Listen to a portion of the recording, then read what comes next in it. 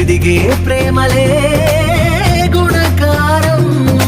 ఇద్దరి కోడిక కాదు ఇది, వందల మనసుల కలయికిది. ఈ సుముహూర్తమే వారధిగా, భూగోళమే చిన్నదవుతున్నది.